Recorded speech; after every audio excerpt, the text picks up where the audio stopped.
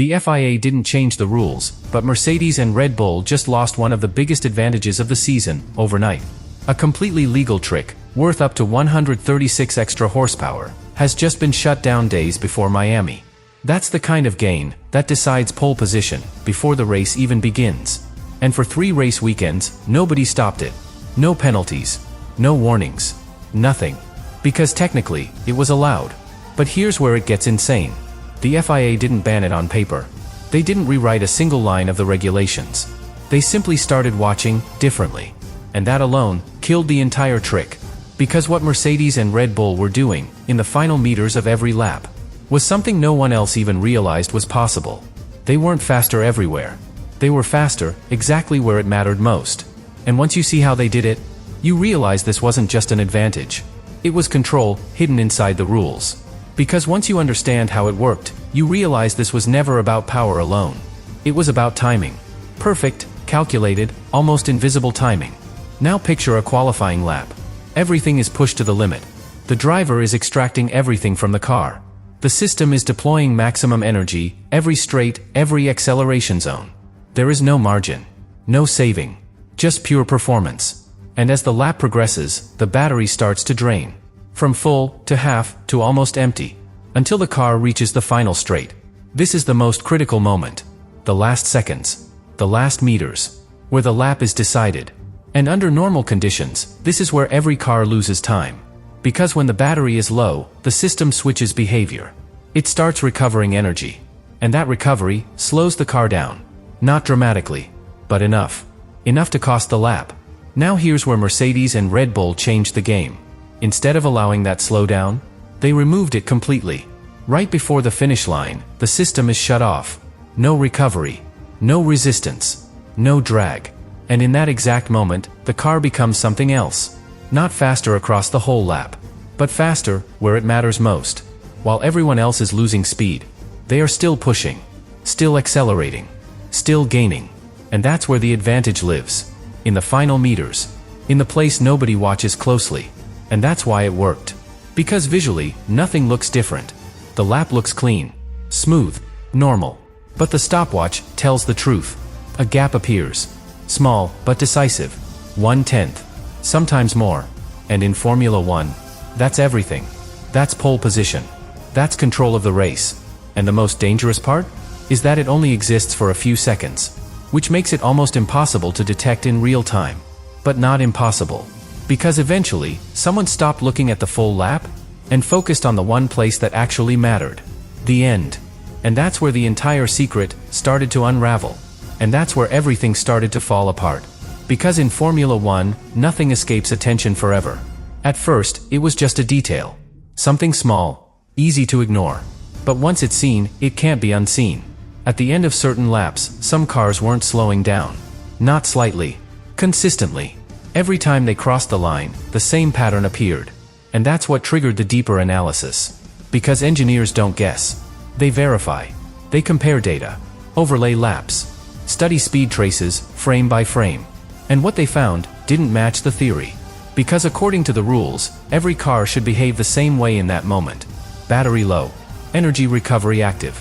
A natural drop in speed. Predictable. Repeatable. But that's not what was happening. Some cars were escaping that drop completely. And that creates a problem. Because in Formula 1, when reality doesn't match the model, there's always a reason.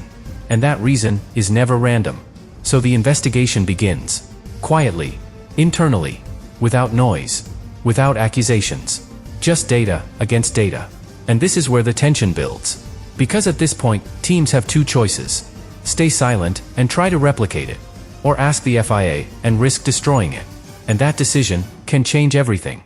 Because if you copy it, you gain performance. But if you expose it, you remove the advantage completely. And that's exactly where the story takes its most unexpected turn. Because the team that discovered it didn't choose performance. They chose clarity. They went to the FIA. And they asked the one question that forces a real answer. Can we do this too? And in that moment, the entire situation changes. Because now, it's no longer a hidden detail. It's an official matter. It requires investigation. It requires a response. And once the FIA steps in, there's no going back. Because now, it's not about who is fastest. It's about what is allowed. And what happens next is what completely reshapes the grid. And this is where the FIA makes the decision that changes everything without touching a single line of the rulebook. Because once the question is official, they are forced to look deeper, not just at the outcome, but at the behavior behind it. And what they find is impossible to ignore. Yes, the trick is legal. Yes, the penalty is being served. Yes, no rule is technically broken. But the effect is something else entirely. Because now, cars are behaving differently, in the exact same moment on track. Some slowing down, others still accelerating. And that difference is not small. It can reach up to 40 kilometers per hour, right before the finish line. And that's where the real problem begins. Because Formula One depends on predictability. Drivers trust that every car will behave in a certain way, in certain conditions. They calculate gaps. They judge distances. They commit based on expectation. But this breaks that expectation completely. And when expectation disappears, risk appears. Real risk. Because at those speeds, even a small miscalculation can turn into something much bigger. So the FIA doesn't react with a ban. They react with control. They introduce monitoring. Active, constant, precise. From now on, every single shutdown is analyzed. Every data trace reviewed. Every pattern examined. And suddenly, intent becomes visible. Because a natural system behaves irregularly. Messy. Different every lap. But a programmed action. That is clean. Repeatable. Perfectly timed. And once that pattern is detected, there is no defense. No explanation. No way to hide it. And that's what kills the trick. Not a new rule.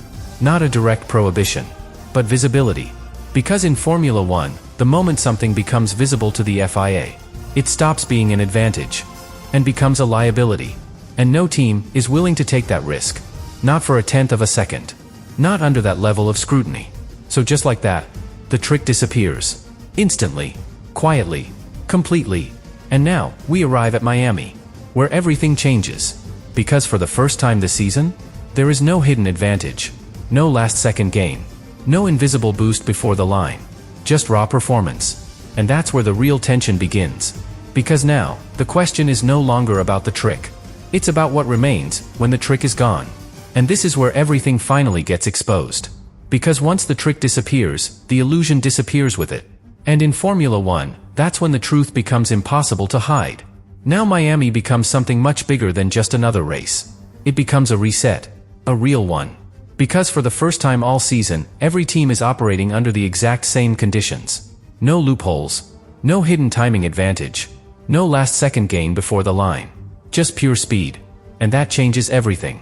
Because when you remove even a tenth of a second in Formula One, you don't just lose time. You lose position. You lose control. You lose momentum. And suddenly, cars that look dominant don't look so comfortable anymore. Because now, they have to find that time somewhere else. Through setup. Through aerodynamics. Through driver precision. And that's much harder.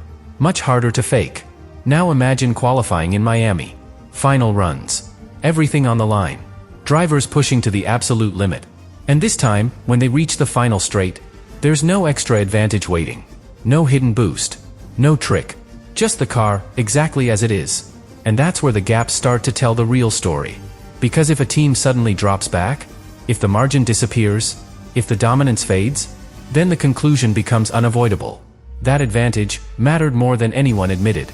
But if they stay at the front, if they still deliver, if they still control the grid, then that tells a completely different story. That they were always fast. That the trick was just an extra layer, not the foundation. And that's why this moment is so important. Because it answers a question nobody could prove before. What was real and what wasn't? And this is the part most people miss. This situation doesn't just affect Mercedes and Red Bull. It affects everyone. Because for the teams that didn't use the trick, this is their opportunity. Their reset. Their chance to close the gap instantly, without changing a single part. And that's why one team quietly becomes the biggest winner. Ferrari. Because they never relied on it. They never built around it. And now, the playing field is level again. Not by upgrades. Not by development. But by regulation. And that shift can redefine the entire grid. But here's the final layer. The one that connects everything. This was never just about a trick. It was about how fragile performance really is in Formula One. How a tiny detail, in the final meters of a lap, can decide everything. And when that detail disappears, the truth takes its place. So when the cars go out in Miami, you're not just watching another qualifying session. You're watching reality finally reveal itself.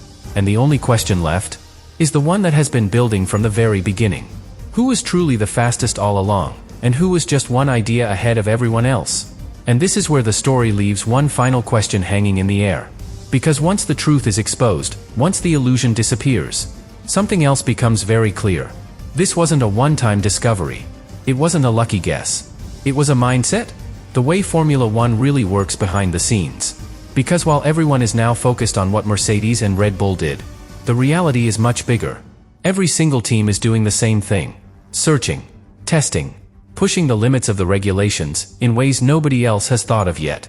Looking for that one detail, that one moment, that one hidden advantage that can change everything. And this time, we saw it. We saw how a safety rule became performance. How a penalty became irrelevant. How something completely legal became too dangerous to continue. But here's the part that matters most. If this existed, if something this effective could stay hidden for 3 races, then what else is out there right now? What else hasn't been discovered yet? Because in Formula One, there is always something. Always another idea. Another interpretation. Another way to bend the rules without breaking them. And that's what makes this sport so unpredictable. Not just the racing, but the innovation behind it. Because the next advantage, the next breakthrough, the next legal trick is already being developed. Somewhere inside a factory, on a screen, in lines of code that nobody else has seen yet. And when it appears, it will look just as normal, just as invisible, just as unstoppable, until someone notices, until someone asks the wrong question. And everything changes all over again. Because that's the real cycle of Formula One. Not just speed, not just competition, but discovery, exposure, and reset, over and over again. So as Miami unfolds, you're not just watching a race. You're watching a moment in that cycle. The end of one advantage, and the beginning of the next. And the only question that truly matters now is not what was banned. It's what hasn't been found yet.